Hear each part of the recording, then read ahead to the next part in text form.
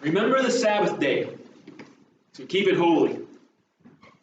6 days you shall labor and do all your work. But the seventh day is the Sabbath of the Lord your God.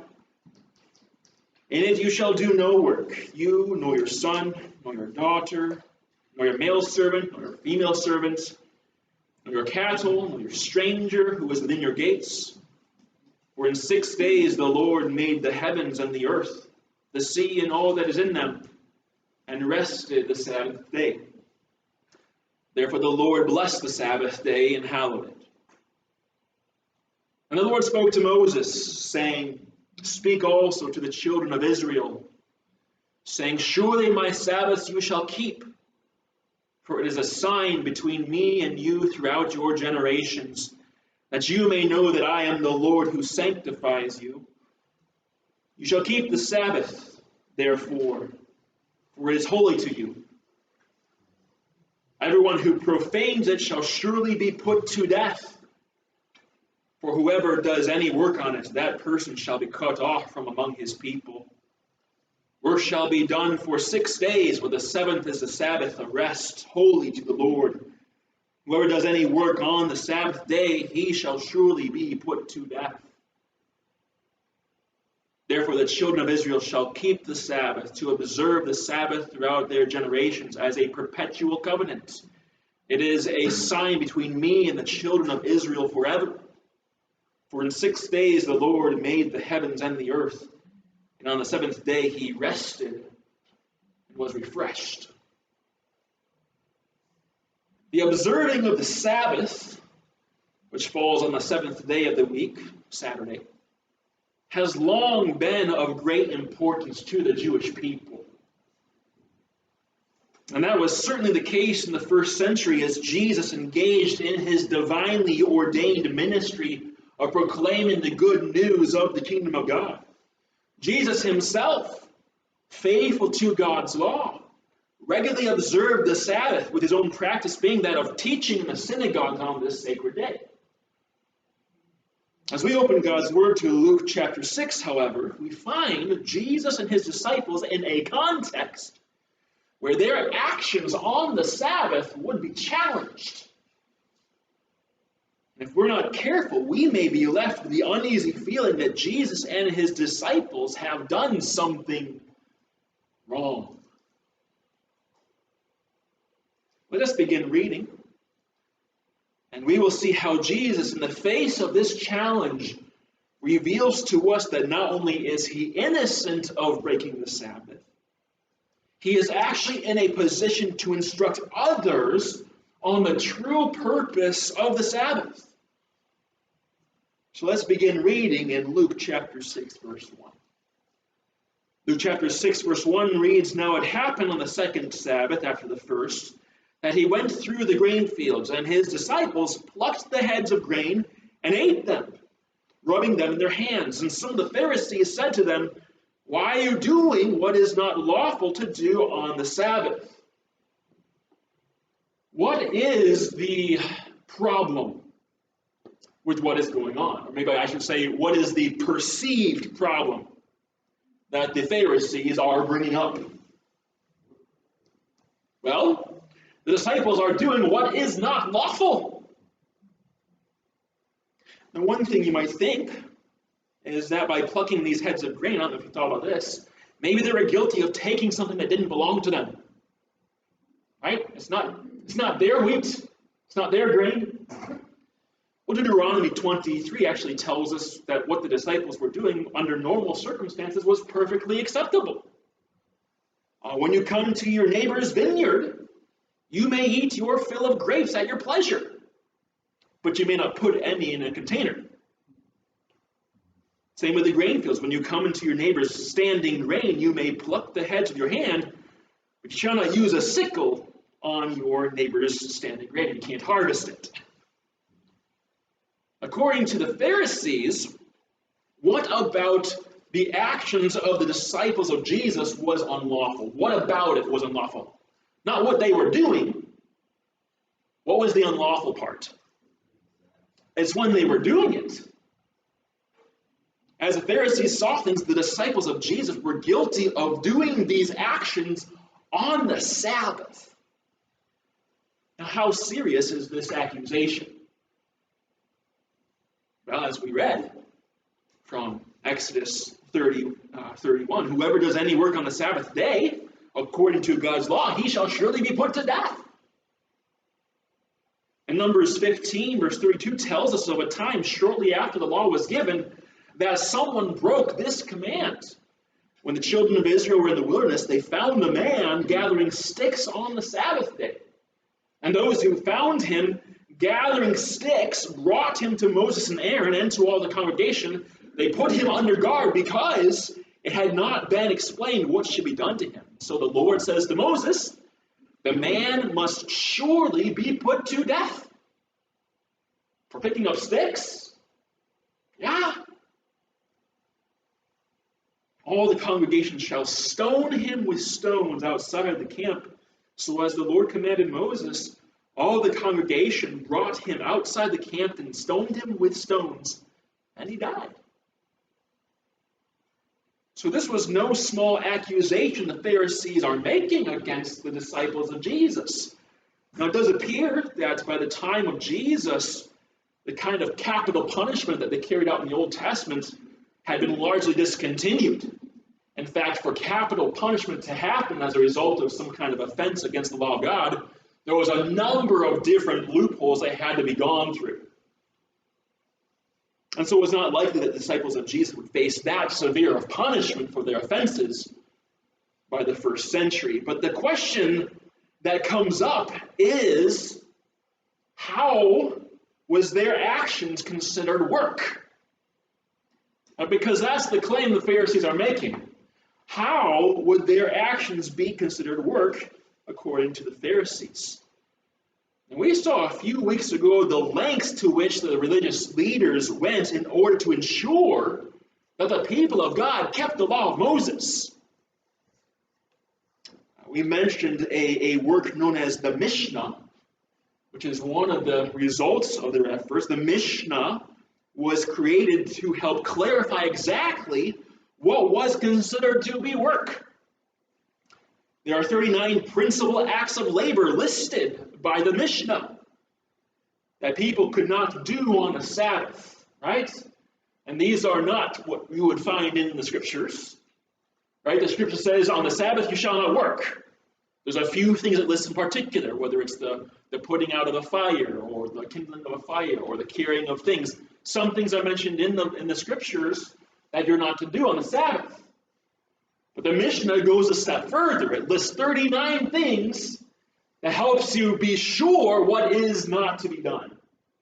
Let me list them for you.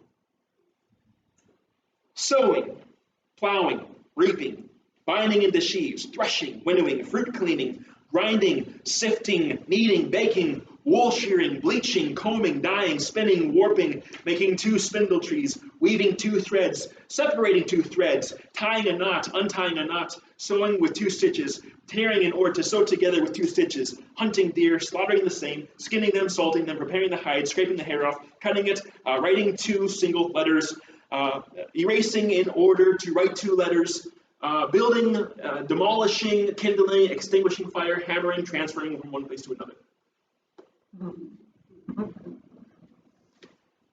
And so you look at that list, according to the Pharisees, the way they interpreted the actions of the disciples of Jesus were guilty of performing several of these actions. Right? They plucked the grain with their hands. What is that? That's harvesting. Right? That's reaping. And then they rubbed it in their hands. What's that? That's threshing. That's winnowing, right? You're getting the chaff off. And because they are Jesus' disciples, where does the blame for their actions lie? At Jesus' feet. So by questioning the disciples of Jesus, these Pharisees are questioning Jesus himself. Now notice, this is very interesting, Jesus does not get defensive at this point. For example, Jesus does not respond to the Pharisees' accusation by accusing them of adding to the law. He doesn't say, your interpretation of what is lawful to do on the Sabbath is incorrect. He doesn't say that. Secondly, Jesus does not actually deny what the Pharisees are saying. Notice he does not say, you are mistaken. He does not say, my disciples aren't doing anything wrong. He doesn't say that. In fact, he does not respond with any words that deny wrongdoing or that defend the actions of the disciples and by implication Jesus himself. Now, I don't know if that makes you uncomfortable or not. Because how would we respond if the Pharisees came with those accusations to us? We'd be quick to say, we're not doing anything wrong. Get off our back. But Jesus doesn't do that. The fact that Jesus doesn't come out and deny what the Pharisees are accusing him of kind of makes me uncomfortable. Is he leaving room for interpretation that there's something sketchy about what he's doing? It leaves us with a very unsettled feeling that perhaps the Pharisees have something right about this. I think that's the tension that the gospel writer wants us to feel before Jesus goes on to respond. Because if we are a Jew and we're reading this, we're saying, yeah, Jesus, you're kind of in a bit of a trouble here. Because according to the Mishnah and what's traditionally understood to be work, you're kind of breaking the Sabbath.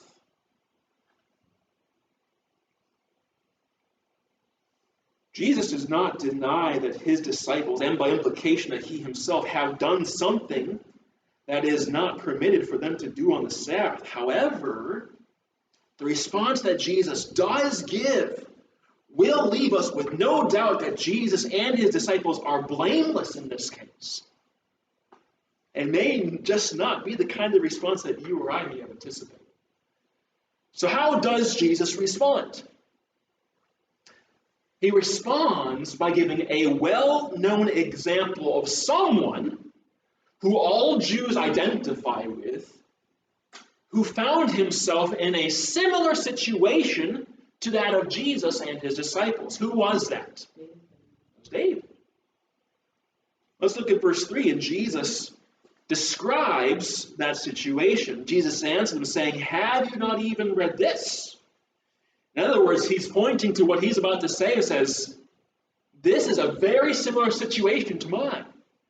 Haven't you considered it? Have you not read even this, what David did when he was hungry? He and those who were with him, how he went into the house of God, took and ate the showbread. What was the showbread? It was a special bread of the tabernacle. He took and ate the showbread and gave some to those who were with him, which is not lawful to any but the priests to eat. David did, Jesus is saying, what was not allowed, what was not lawful, when he and those who were with him were hungry. He went into the house of God and took and ate this bread, which was reserved for the priests alone. David also gave this bread to those who were with him. Turn with me briefly to Leviticus 24. And we see this commandment very clearly. It's not that David is kind of twisting things to make sure that he can get fed. God's word is pretty clear as to who was permitted to eat this bread. Leviticus 24, verse 5, we see the Lord declaring about this bread. It says in verse 5, you shall take fine flour and bake 12 cakes of bread. With it, 2/10 of an ephah shall be in each cake. You shall set them in 2 rows, 6 in a row, on the pure gold table before the Lord, right? Presenting them before the Lord. You shall put pure frankincense on each row, that it might be on the bread for a memorial, an offering made by fire to the Lord. Every Sabbath he shall set it in order before the Lord continually. being taken from the children of Israel by an everlasting covenant, and it shall be for who? For anyone? No. For Aaron and his sons, that they shall eat it in a holy place, for it is most holy to him from the offerings of the Lord made by fire, by a perpetual statute. So the question is, did David really do what was not lawful? Yes. He was not allowed to do that under normal circumstances. And Jesus explicitly points out that fact. He really was not permitted to eat the bread of the presence, the bread, the showbread. He was not a priest. But he really did eat it. And so did those who were with him. Why is Jesus using the example of what David did in answering the Pharisees? David actually did something that was contrary to what God's law decreed. As we look at the example of David here, I think we see the principle that Jesus is getting at. In that circumstance of David and his men being hungry, this aspect of God's law, I wrestled with how to say this, because I have to be very careful in how I say this. But this aspect of God's law somehow gave way to the very real physical needs of David and his men. Do you see that in what happened to David? I mean, we see that it is the law of God. This bread is for Aaron and his sons. It's reserved for them. It's not for the common man. Yet David took it and ate of it and gave it to his men. And that was okay. So somehow you see what's going on here is this aspect of the law concerning this bread somehow giving way to the very real needs of David and his men when they're hungry. Do you see that? I think this is an accurate way to describe what's happening. I don't think it's accurate to say that David broke God's law in order to meet his needs. I don't think that's helpful. I don't think that's exactly right. We probably need to also be wary of even saying that David somehow bent God's law in order to meet his needs. I believe Jesus is pointing to David's example to reveal to the listening Pharisees that there are times that when it is appropriate to suspend or to give way certain aspects of God's law if a more critical aspect of God's law is at stake. Does that make sense? Yeah, I can illustrate it this way. Recall the prophet Samuel's words to King Saul when Saul failed to destroy the flocks and herds of the Amalekites. What did Samuel say to him? Has the Lord as great delight in burnt offerings and sacrifices as in what? As in obeying the voice of the Lord. Behold, to obey is better than sacrifice. Was it good for Saul to sacrifice? Maybe under normal circumstances, you could say yes. But what was more important? Obedience. Both were pleasing to the Lord, but not to the point that one excluded the other. In fact, God would have it the other way. Obedience is more important than sacrifice. And you see that throughout Israel's history. Behold, to obey is better than sacrifice, and to heed, to listen than the fat of rams. All right? Occasionally there are times when we find ourselves having to legitimately choose between two good things. A while ago I was visiting one of our church members, and the topic of offerings came up. This member, who most of you know well, I'll leave her nameless, but she told me that she had a friend who was badly off financially. Apparently there was an investment made in the past and things just didn't turn out well, as sometimes investments go. So now her friend, who is elderly, is barely getting by with the small income that she gets from Social Security. So after sharing this with me, this church member turns to me and says, "Do you think it's okay if I sometimes give my offering to my friend instead of the church?" Let me ask you, what do you think the right answer is? No, the only place your money should go is the offering plate. Is that the right answer? No. I believe the principle Jesus is drawing from David's example is that the needs of this church member's friend actually warrants her occasional gift. And maybe I don't even need the word occasional. So I told her, yes, by all means. Give to meet the need of your friend. God is not displeased by that. I think you read Matthew 25, verse 40, it makes very clear that her desire is the right desire. Because what does it say in Matthew 25, verse 40? Jesus says, "Assuredly I say to you, inasmuch as you do to one of the least of these my brethren, who have you done it to? You've done it to me." And he goes on to list a number of the things that he says people are doing to their brothers and sisters in Christ. Giving the needy food, giving the needy brethren drink, giving them shelter, care, clothing. These actions toward one another as brothers and sisters in Christ, as followers of Christ, by association means that we are doing these things to Christ himself. So absolutely take care of the needs of your sister in Christ. That's just as good as putting offering in the plate. In some instances, maybe even better. I was talking to one of our church members the other day, actually just yesterday.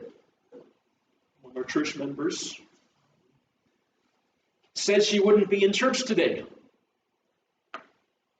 Her friend is sick, probably in the hospital by now with low sodium.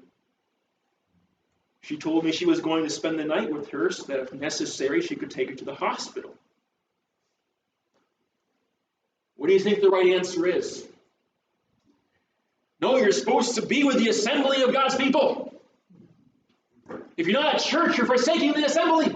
Right? Hebrews 10. You need to be in church. Let God take care of your friend. Is that the right answer? The right answer is go and spend the night with your friend and be there for her. I think that's the right answer. That's actually the right thing to do in the situation. That's how Jesus interprets David's situation. The meeting of David and his men's real physical needs was the right thing to do in that situation.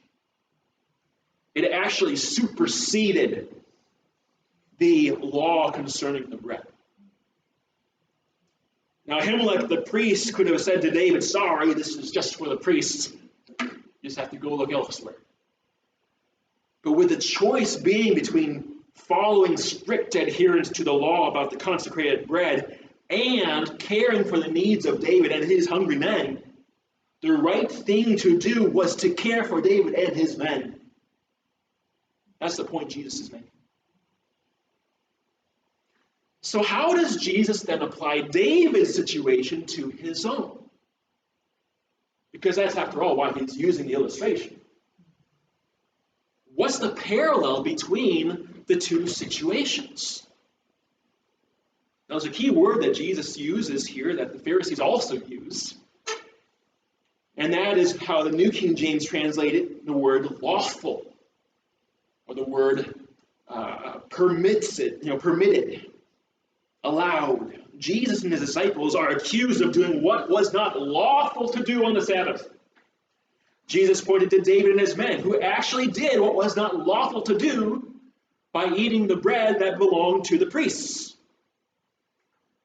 How do you expect Jesus to apply David's situation to his own? What would you expect him to respond with? How would you parallel the two situations? Here's what I believe Jesus would say.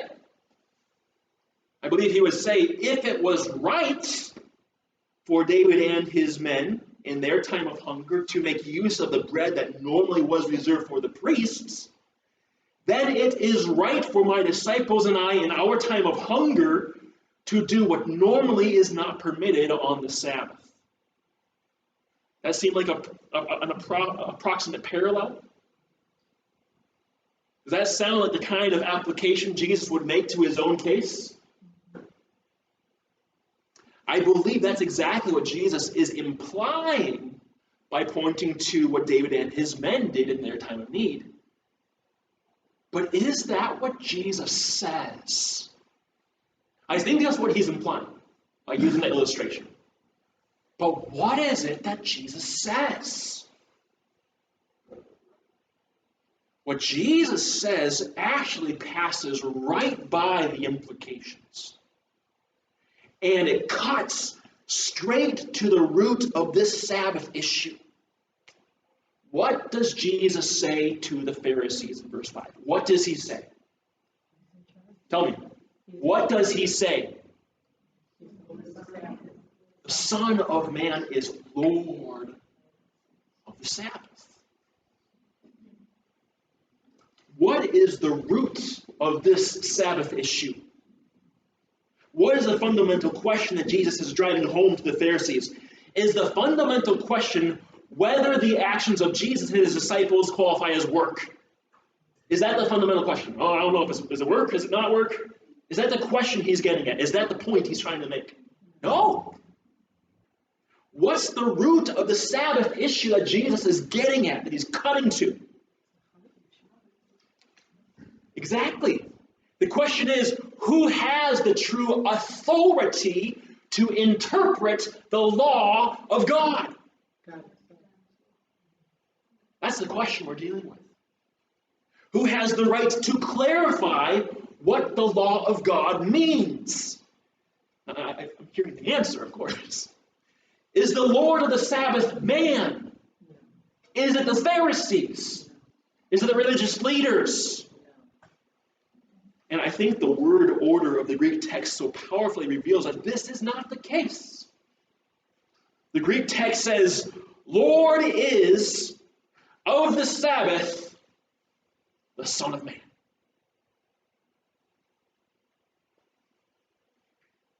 As Lord of the Sabbath, Jesus, the Son of Man, had the true authority to interpret the law of God in this situation. And in this situation, the Pharisees were wrong. And we'll see this all the more to be true as we move on to the next Sabbath scene, because it moves on and connects it with verse 6, another Sabbath. Verse 6, we read how it happened on another day, on another Sabbath, that Jesus entered the synagogue and taught, and a man was there whose right hand was withered. So the scribes and Pharisees watched him closely, whether he would heal on the Sabbath, that they might find an accusation against him. On this particular Sabbath, we see Jesus engaged in his normal Sabbath practice of teaching in the synagogues, just like he did back in Luke chapter 4, verse 33, with one notable exception. What was a notable exception? Who else was there? The Pharisees. This time, the scribes and Pharisees were on to him. As Luke 6, verse 7 indicates, they were there as casual bystanders. They were there as law enforcement. And they were looking for an opportunity to catch Jesus in the act of breaking some aspect of the Sabbath law, because they begun to see a pattern with this Jesus. Jesus was not opposed to casting out demons on the Sabbath. He did that back in Capernaum, didn't he? Luke chapter 4. He was not opposed to healing on the Sabbath. Remember the instance of Simon's mother-in-law, also in Capernaum. And now with this latest incident with his disciples working on the Sabbath, the pattern becomes complete. Could someone go check the door there?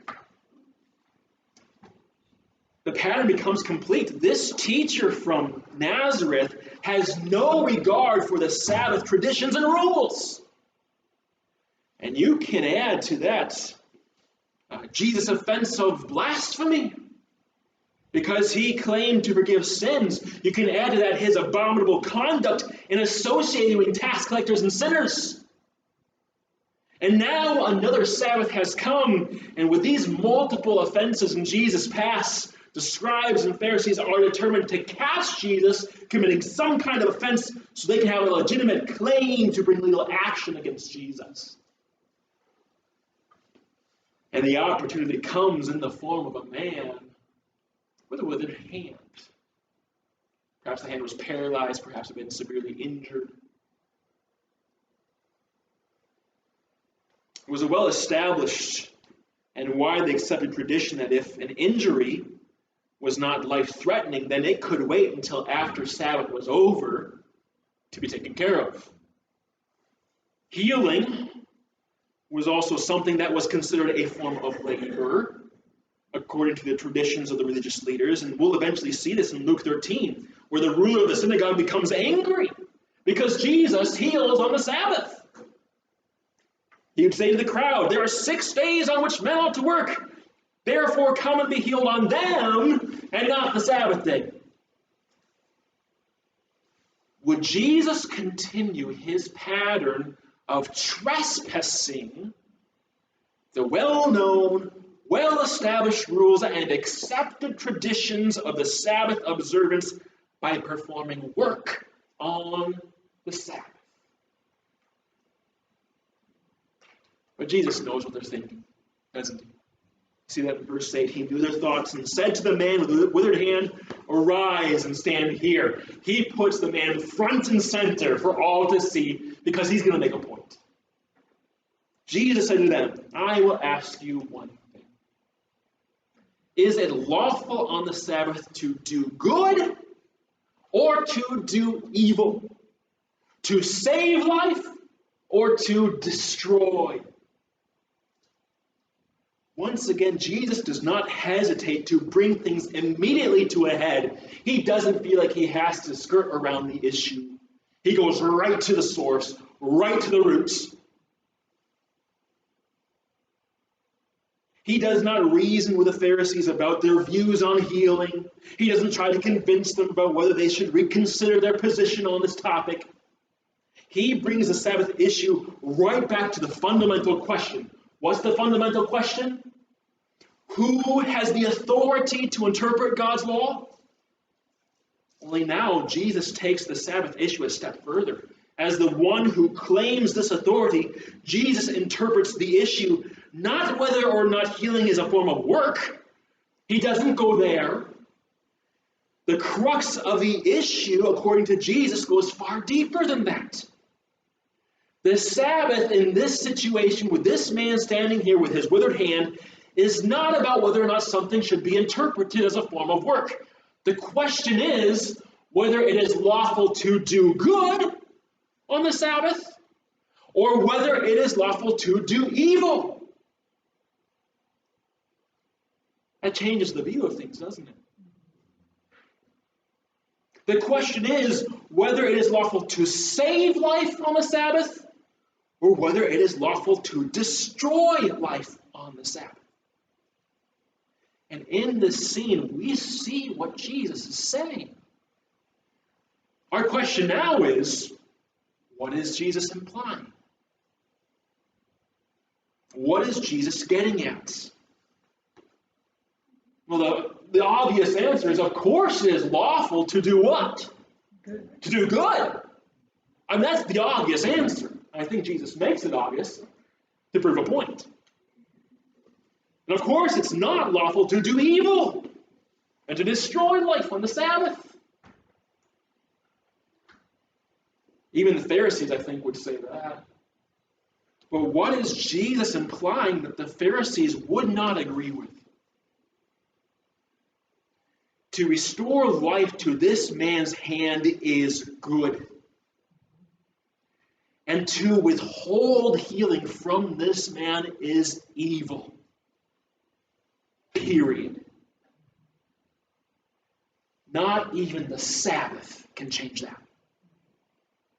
The Pharisees would say, the Sabbath makes that wrong. It's good on 6 days of the week, not the Sabbath. But what would Jesus say? In fact, what does he say? Doing good to another is always good.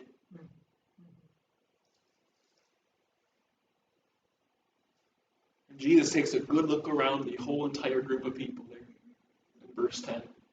And after he'd done that, he said to the man, stretch out your hand. And he did. And his hand was restored as whole as the other. The Pharisees didn't like that. Because not only did they not get their chance to accuse Jesus, they had to postpone that. He painted it in such black and white pictures. Because for them not to allow Jesus to proceed with healing, by his definition, would be evil. And the fact that God allowed Jesus to heal on the Sabbath painted before all to see that this was God's will. You see, with all their desire to protect the commandments of the law of God from being broken, the religious leaders had come to the point where they completely missed God's most important commandments. You see this show up later in Luke, the other Gospels. What was the most important commandments? Right? What is the greatest commandment? You shall love the Lord your God with all your heart, soul, mind, and strength. The second is like it. You shall love your neighbor as yourself. On these two commandments depend all the law and the prophets. And the Pharisees, the religious leaders, had divorced keeping the law from love of God and love of neighbor. They had come to the point of exchanging the one for the other. So much so that they prioritized their own interpretations of how the law should be kept over those aspects of the law that were of greatest significance. So when Jesus comes onto the scene and begins to challenge their interpretations of the law of God, their pride and their self-righteous attitudes blinded them to the possibility that they could be wrong. But as important as their view of their own interpretations of the law might have been, there exists only one true interpretation of God's word, and only one whose interpretation is ultimately authoritative is the interpretation which Jesus Christ has given. The Son of Man is Lord of the Sabbath. And as Lord of the Sabbath, his word is final. My friend, we need to be very careful not to fall into the trap of the Pharisees. If we were to listen to them, they would tell you that the life of a true believer consists of following a divine list of do's and don'ts. And they were so convinced that eternal life consisted in holding to this list of do's and don'ts, guess what they did? They created more do's and don'ts to make sure God's people didn't disobey the divine do's and don'ts. But if you were to look throughout the Church of Jesus Christ today, you would find many functioning Pharisees in our church bodies. You would see many who believe that the Christian life, that a right relationship with God is defined by what we do or don't do and by how well we perform our list of do's and don'ts. For example, I give so much money to the church every week. I attend so many services a year. I read so many chapters of Scripture each day.